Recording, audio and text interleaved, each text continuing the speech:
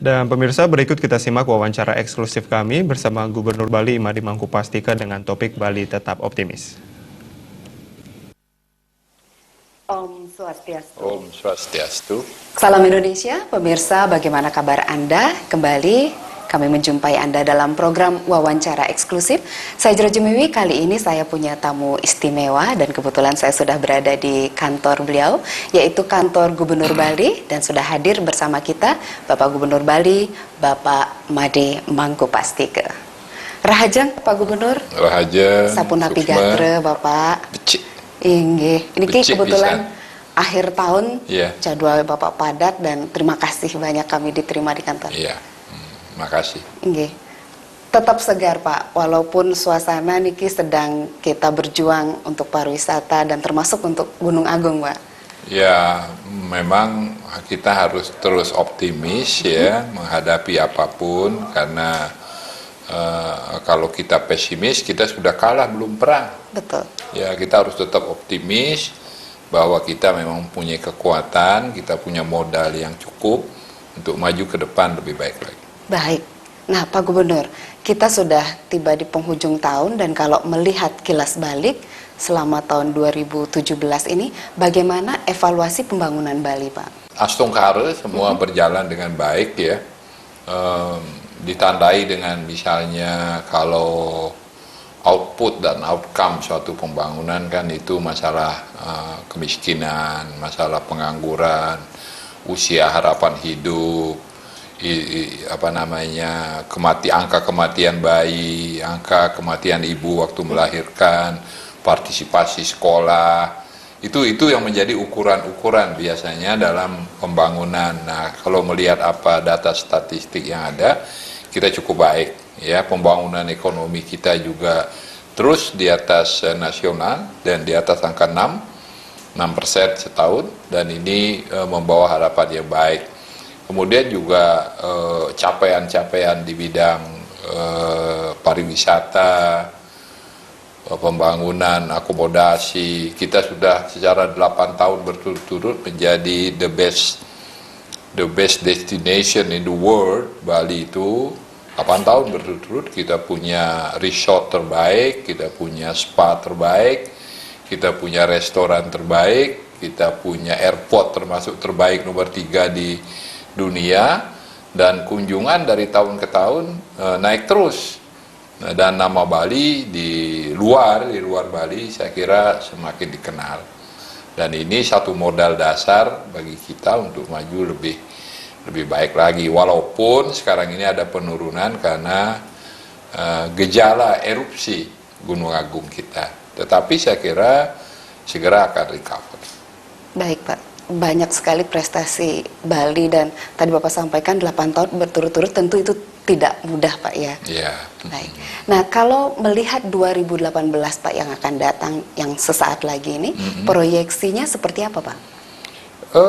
2018 memang ada istilahnya tahun politik ya. Tahun politik, betul sekali. Kita ada pilkada gubernur, ada 2 kabupaten, dan juga tahapan-tahapan untuk pemilihan legislatif dan pemilihan presiden 2019 juga sudah dimulai. Betul. Oleh karena itu tentu saja suhu politik menghangat ya, kemungkinan menghangat, tetapi kita di Bali punya dasar filosofi yang sangat baik, yaitu filosofi menyambut beraya ya. Semua adalah saudara ya. Jadi tidak boleh kompetisi pilkada itu menjadi satu poin untuk melakukan untuk terjadinya perpecahan. Ya, tadi dengan dasar filosofi menyambut beraya, semua adalah saudara, dan saya yakin kita dalam komunitas yang sangat kecil dan terbatas ini adalah mudah kita untuk bersatu. Ya, semua dalam jangkauan, tetapi ini juga bisa potensi untuk perpecahan. Oleh karena itu, kembali saya mengingatkan kita semua pada dasar filosofi itu, kita menyambut beraya, kita menginginkan kedamaian, ketentraman. Sekali lagi saya berharap tidak perlu terjadi polarisasi atau hal-hal yang bisa mengganggu keamanan, karena keamanan itu hal yang menjadi sangat vital bagi kita di Bali. Benar sekali. Jadi kalau bikin rusuh itu sama saja dengan membunuh diri sendiri. Nah itu. Pariwisata dan hampir semua sektor Semuanya, bergantung semua pada persoalan. keamanan. Ya, betul. Baik, nah kalau terkait dengan anggaran, bagaimana Pak? Saya kira anggaran kita cukup baik ya, artinya proyeksi anggaran kita baik. Tahun 2008 kita bicara provinsi saja misalnya, anggaran di provinsi sekitar 1,4 triliun 2008. Tuh. Tapi anggaran 2018 itu sudah 6,6 triliun. Jadi saya kira pertumbuhannya cukup signifikan, begitu juga pendapatan daerah. Iya. Baru saja saya misalnya membagikan DIPA ya, daftar isian program dan anggaran yang dari pusat. Pemerintah daerah Provinsi Bali beserta kabupaten mendapatkan anggaran sekitar dari pusat 11,3 triliun. Kalau ditambah dengan kementerian, lembaga, badan yang ada di Bali yang milik pemerintah pusat seperti TNI, Polri, Kejaksaan, UNUD, Sanglah dan sebagainya, itu jumlahnya sekitar 9,7 triliun. Jadi kalau di total dana pusat yang masuk 2018 ke Bali itu dari APBN saja itu 21 triliun. 21 Ini cukup besar. Nah, ditambah tentu saja dengan investasi dari pihak-pihak swasta. Baik. Nah, Cukup prospektif dari segi anggaran. iya. Ya, tinggal sekarang bagaimana kita memanfaatkan anggaran itu dengan fokus, dengan sinergi, dengan berkoordinasi satu dan yang lain sehingga tidak terjadi tumpang tindih program dan juga tidak ada program yang dilupakan. Nah, itu memang diperlukan itu koordinasi yang baik. Baik, Pak Gubernur, terkait dengan dana yang cukup besar tadi Bapak sampaikan, program prioritas ke depan di 2018 ini lebih kemana Pak? Memang kepada infrastruktur ya. Jadi dalam rangka pemerataan, kesejahteraan, menghidupkan perekonomian, itu memang infrastruktur yang memegang peran yang sangat penting. Oleh karena itu jalan dan sebagainya, jembatan, juga infrastruktur berupa pengairan, listrik, itu kan semua infrastruktur ya. Jadi oleh karena itu yang kira-kira yang menjadi fokus. Di samping bisa menggerakkan perekonomian, menjadikan rakyat juga bekerja, samping itu juga ke depan akan membuka peluang yang lebih besar lagi. Itu. Iya, tadi Bapak sempat sudah sedikit menyinggung bahwa tahun 2018 adalah tahun politik. Iya, terkait dengan hal tersebut Pak. Dan termasuk saat ini juga gejala dari aktivitas Gunung Agung masih menjadi perhatian kita. Bagaimana menyikapi ini sehingga pilkada tetap berjalan baik, terutama ini khususnya untuk dua kabupaten, Pak, Karangasem dan Kelungkung. Seperti apa Pak Gubernur? Sebenarnya berita tentang gawatnya Gunung Agung itu jauh lebih besar dibandingkan dengan keadaan yang sesungguhnya. Daripada faktanya. Jadi itu faktanya daerah yang rawan bencana itu hanya 22 desa, radius 8 km dari kawah, dari puncak Gunung Agung. Dan 22 desa itu pun tidak semuanya yang terdampak, ada beberapa dusun dan sebagainya. Sedangkan Karangasem saja itu 78 desa. Kalau kita lihat Bali 716 desa, hanya 22 desa, dan radiusnya hanya itu. Jadi kalaupun Gunung Agung itu meletus sedahsyat tahun 1963, maka yang terdampak itu hanya segitu, sedahsyat itu, ya. Sedangkan sekarang kan kalau kita lihat alat komunikasi sudah baik, alat deteksi sudah sangat canggih, transportasi bagus, jalan bagus. Saya kira tidak ada bahayanya. Kalaupun terjadi erupsi sedahsyat, ini saya tekankan sekali lagi ya, sedahsyat tahun 63. Kebetulan saya mengalami ya, saya umur 12 tahun waktu itu. Itu ya segitu itu yang terdampak. Jadi bukan seluruh Bali. Jadi sebenarnya nggak gawat-gawat amat gitu ya. Dan apa susahnya kalau pilkada itu? Tidak masalah. Sama dengan orang kita buka TPS di rumah sakit misalnya. Iya kan? Iya Pak. Atau di LP, di lembaga pemasyarakatan, kan tidak ada yang susah. Buat TPS di situ, siapa yang mempunyai hak suara, datang ke situ tinggal nyoblos, selesai. Tidak ada masalah saya kira. Jadi urusan pilkada, kalaupun Ini kan bulan Juni tahun depan loh. Iya, 2018. Masih cukup lama itu. Kalaupun meletus seperti itu, atau pengungsinya masih tetap seperti sekarang, tidak ada masalah saya kira. Jadi beritanya lebih besar jauh daripada keadaan yang sesungguhnya. Ini yang juga membuat pariwisata kita agak terpuruk. Karena seolah-olah seluruh Bali itu dalam keadaan bahaya. Bali berada pada level 4 katanya. Bukan Bali yang level 4, Gunung Agung itu. Nah ini seringkali kita beritanya ini jadi kacau balau, seluruh dunia tahu, seolah-olah kalau wisatawan datang ke Bali, di Kuta padahal, atau di Sanur, atau bahkan di Candi Dase, juga itu dalam keadaan bahaya. Sebenarnya tidak. Sama sekali tidak. Kalau yang misalnya airline yang dipersoalkan, nanti bandara tutup. Ini status awas ini sejak tanggal 22 September. Ya, sebelumnya mulainya 14 itu September waspada, 18 itu siaga, 22 itu awas. Jadi dalam kurun waktu 2,5 bulan ini, airport Ngurah Rai itu hanya sempat tutup 2,5 hari. Setelah itu udah ada clean. Apalagi kalau kita lihat arah angin. Jadi kalau meletusnya itu sekitar debunya, abu vulkanik itu sekitar 4 kilo ke atas, dibawa angin ke barat atau ke utara hilang. Kecuali dibawa ke selatan. Nah, bulan-bulan ini sampai bulan Juni yang akan datang, itu anginnya memang ke barat dan ke utara. Kalaupun terjadi letusan seperti itu. Nah ini, kalau saya melihat, mencoba mempelajari kondisi gunungnya secara fisik, itu hampir tidak mungkin terjadi letusan seperti tahun 63. Kenapa? Kawahnya sudah makin besar, tenaganya makin lemah, di samping itu juga belum cukup umur sebenarnya. Kalau 63 itu ratusan tahun baru meletus. Ini kan baru 54 tahun. Jadi akumulasinya tidak terlalu banyak. Belum seperti itu. Jadi kalau kita kalkulasikan dengan ilmiah ini, bukan mistik ini. Iya. Tidak ada kaitannya dengan kekuatan gaib bahwa itu tidak ada itu. Jadi ini ilmiah. Ya, begitulah kondisinya. Jadi sebenarnya nggak perlu gawat amat gitu. Ya. Baik, ini perlu digarisbawahi ya, Pak ya. Bahwa faktanya tidak sedahsyat Cuman sekarang pemberitanya. ini namanya Bali ya, itu sudah terlalu besar nama Bali. Iya. Di dunia. Betul sekali. Jadi kalau besar itu di sedikit aja masalah. Jadi suaranya gaungnya besar sekali. Itu tidak bisa kita pungkiri. Ya. Orang besar itu batuk aja udah dolar naik. Kan begitu, ya kan? Sekarang biasanya siapa gitu ya menentukan perekonomian dunia, batuk dia, dolar sudah naik.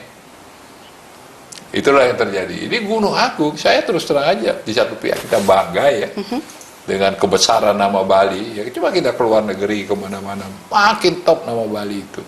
Siapa? Nggak usah kita perkenalkan lagi Bali itu. Ya, jadi itu semua orang udah tahu Bali. Begitu besar namanya. Orang mau menyaingi Bali itu setengah mati. Sekarang pemerintah kita membangun katanya 10 Bali baru. Iya kan? Iya, Pak. Ya, saya kira sampai kapan juga nggak bisa menyaingi Bali.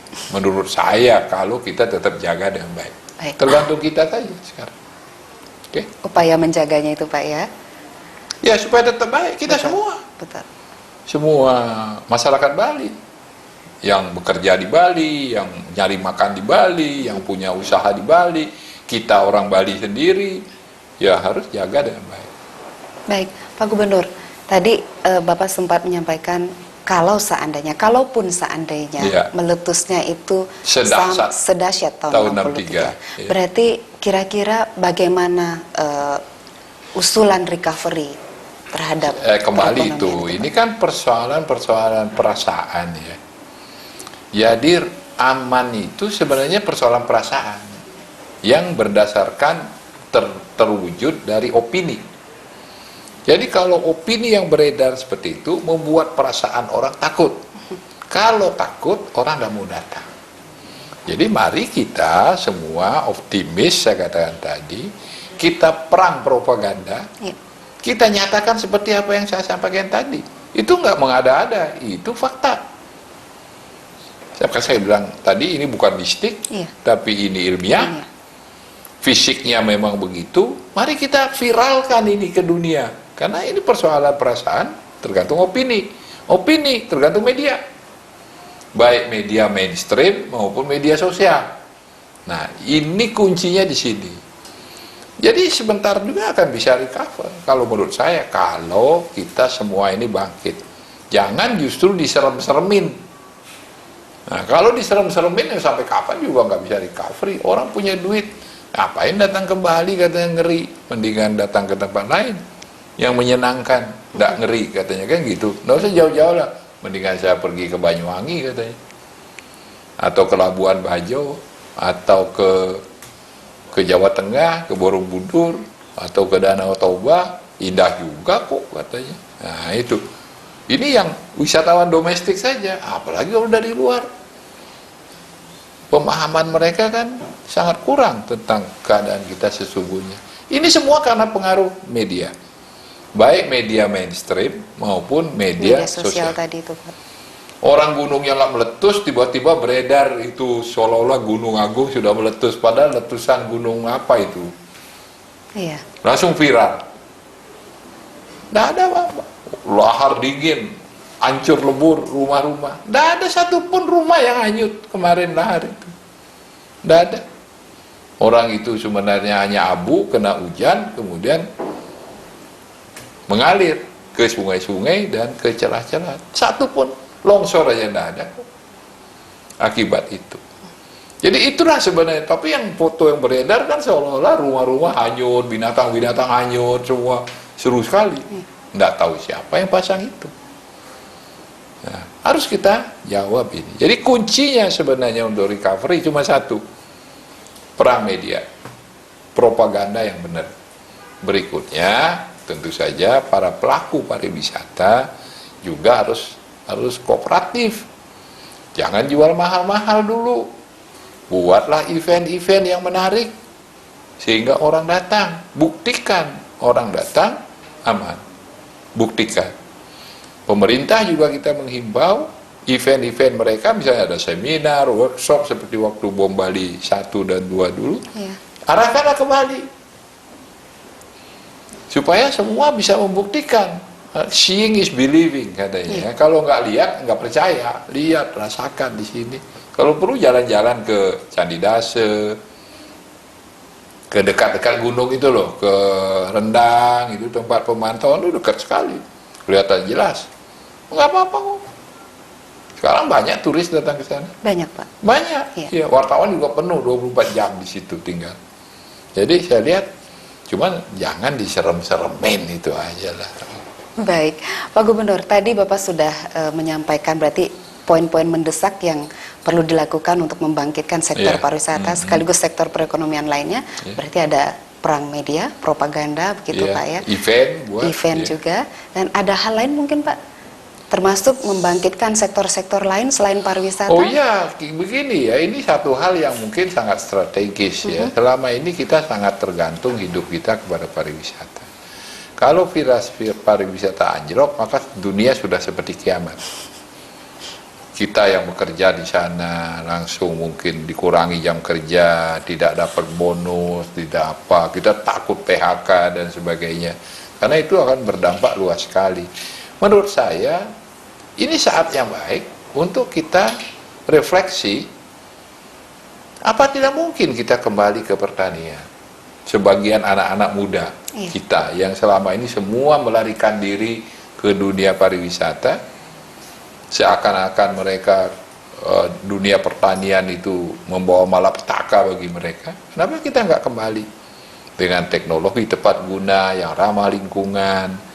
Ya, mungkin kita masih bisa mengelola lahan-lahan kita yang kosong, yang terlantar di desa-desa sekarang nggak digarap. Kenapa kita tidak kembali ke situ? Saya kira arah kita ke situ. Sama tentu saja pertanian dalam arti luas ya. Di situ ada bercocok tanam, ada beternak, ada perikanan dan sebagainya. Itu saya kira. Baik, jadi ada momentum ini Pak ya. Momentum yang baik, momentum yang baik. Saya menghimbau kepada anak-anak muda kita yang selama ini hidupnya segala-galanya adalah untuk pariwisata, bolehlah pulang ke desa, bertani, termasuk kalian. Membangun desa, Pak, ya? Membangun kembali desa melalui pertanian dan industri kecil. Baik, Pak Gubernur, sedikit lagi. Tadi Bapak sempat sudah menyinggung tentang Labuan Bajo. Ya. Kebetulan Pak Presiden Jokowi punya rencana untuk membangun Bandara Internasional Labuan Bajo. Ya, Bagaimana pendapat Bapak tentang hal itu? Kita tidak mungkin mencegah ya. Jadi karena tadi pemerintah sudah memutuskan ingin membuat 10 Bali baru, termasuk Labuan Bajo salah satunya. Ya tentu saja di sana diperlukan pelabuhan udara internasional. Karena kalau sekarang pesawat internasional tidak bisa langsung ke sana, harus ke Bali dulu. Iya. Ya kan, di Bali baru ke sana gitu ya. Jadi tentu saja dalam hal ini kita harus berpikir NKRI ya. Kita tidak boleh juga egois harus Bali segala-galanya dan sebenarnya tidak boleh itu. Kita dalam ikatan negara kesatuan Republik Indonesia, kita harus dengan rela juga berbagi kepada daerah-daerah lain yang masih memerlukan. Tetapi ini satu hal juga, kalau Labuan Bajo itu berkembang dengan baik, Mandalika berkembang dengan baik, Banyuwangi berkembang dengan baik, maka ini satu peluang besar bagi kita, anak-anak Bali yang qualified untuk mengawaki industri pariwisata di daerah-daerah itu. Betapa bangganya kita kalau semua GM di hotel-hotel itu, semua anak-anak kita, Iwayan, Imade, Gusti Ngurah, dan sebagainya. Betapa tidak hebat kita, ya kan? Di samping di Bali, jangan jago kandang aja, cobalah keluar sedikit, tidak jauh-jauh kok. Itu, misalnya bos-bos restoran, chef top dari Bali, kan kita senang, bangga kita. Ya ini juga satu momen bagus. Artinya apa? Tingkatkan kualitas diri masing-masing, supaya kita qualified untuk mengawaki itu. Karena mereka pasti belum siap orang. Boleh infrastruktur dibangun, manusia membangun manusia tidak gampang. Dan kita Bali gudangnya. Sekolah tinggi pariwisata. Wah, banyak sekali SMK pariwisata. Ini kesempatan bagus. Mereka tidak punya orang yang cukup, saya sudah tahu. Kan hebat kalau semua GM-nya orang Bali. Hotel-hotel berbintang, Labuan Bajo, Mandalika. Saya sudah lihat gejala itu, sebenarnya saya sudah lihat. Dan ini peluang bagus bagi kita. Artinya apa? Kualitas sumber daya manusia di bidang pariwisata kita tingkatkan untuk mengawaki 10 Bali baru itu. Kalau kalian mau bikin Bali baru ya harus pakai orang Bali, kan begitu dong. Itu logikanya, namanya udah pakai nama Bali kok nggak ada orang Balinya, bagaimana? Kan nggak benar. Gitu. Bagi saya ini baik. Ini satu kesempatan dan satu inspirasi, peluang besar. Pak. Jangan kita marah, keliru. Mereka udah pakai nama Bali, masa nggak ada orang Bali di situ? Bosnya ya orang Bali gitu dong. Dengan pengalaman SDM Bali yang sudah ada, Pak. Kita, dengan network kita, dengan kita cukup keren sebenarnya. Jadi ini peluang buat kita, termasuk penyiar TV, bisa jadi bos di situ kan, iya kan? Nah, itu. Jadi menurut saya ini peluang. Baik. Jadi jangan kita keliru kalau kita bilang, waduh ketakutan, wah salah. Ini peluang bagus. Bayangkanlah kalau kita pergi ke Mandalika, GM-nya hotel ini orang Bali, chef-nya orang Bali, bagian itu PR-nya orang Bali, bagian keren kan? Bagi saya itu peluang besar. Caranya tingkatkan kualitas diri. Kalau kita nggak qualified ya percuma, sana malah bikin rusak orang, kan nggak mungkin dipakai. Tunjukkan bahwa kita capable, kita bisa dipercaya. Itu. Baik, itu menarik sekali tuh pesannya. Pasti pemirsa langsung catat itu, Pak. Iya dong, harus itu. Jangan terus, waduh di sana bikin begini kita takut. Enggak, justru di sana bikin, saya yakin manusianya belum siap. Jadi cara memandangnya dari sana, Pak, ya, dan karena ini sebuah kita kesempatan. di Bali itu sudah pariwisata minded, sehingga udah mendarah daging di kita. Bagaimana sikap kita kepada tamu, keramah tamahan, memperlakukan orang supaya orang senang. Kita sudah pengalaman. Makanya orang datang ke Bali. Kenapa? Karena mereka merasa senang. Hotel orangnya senyum, ketemu orang di mana-mana ramah. Ini membentuk masyarakat yang seperti itu tidak mudah. Iya. Dan saatnya berarti kita sekarang membangkitkan dan memperkuat karakter tersebut, Pak. Iya. Daripada di sini berebut terus kan, susah kan? Baik. Mendingan di situ berebut. Iya. Baik, Pak Gubernur, terakhir apa pesan sekaligus harapan Bapak untuk tahun 2018 dan juga tahun-tahun berikutnya, Pak Gubernur? Ke depan harus tetap optimis. Tetap optimis. Dengan modal dasar yang kita sudah miliki, ya, dengan kualitas sumber daya manusia kita yang cukup baik, yang menurut saya sangat baik, kita harus optimis ke depan. Tidak sulit-sulit amat sebenarnya ke depan itu. Asal kita memang betul-betul mempersiapkan diri, tahu apa yang akan terjadi, visioner. Nah, kita persiapkan diri kita ke arah itu. Saya yakin masa depan kita sangat baik. Baik, Pak Gubernur, terima kasih banyak atas waktunya. Terima kasih. Sukses medahat, sehat terus Pak, dan Selamat semangat tahun baru. terus. Oh Selamat iya, Natal dan tahun baru untuk seluruh pemirsa Bali TV, mataharinya dari Bali. dari Bali. Terima kasih banyak Pak Gubernur, dan selamat menyongsong tahun 2018. Oke. Tentunya yang lebih baik dan tetap optimis. Harus tetap optimis. Tidak ada alasan untuk tidak optimis. Baik, Oke? pemirsa, menyenangkan sekali bersama dengan Bapak Gubernur beberapa menit, tapi rasanya sudah mengulang kembali proses di tahun 2017, dan mudah-mudahan ini menjadi satu, bukan hanya informasi, tapi motivasi, optimisme untuk menghadapi 2018 yang lebih baik. Saya Jero Jemiwi, pamit undur diri. Om Santi, Santi, Santi, Om. Salam.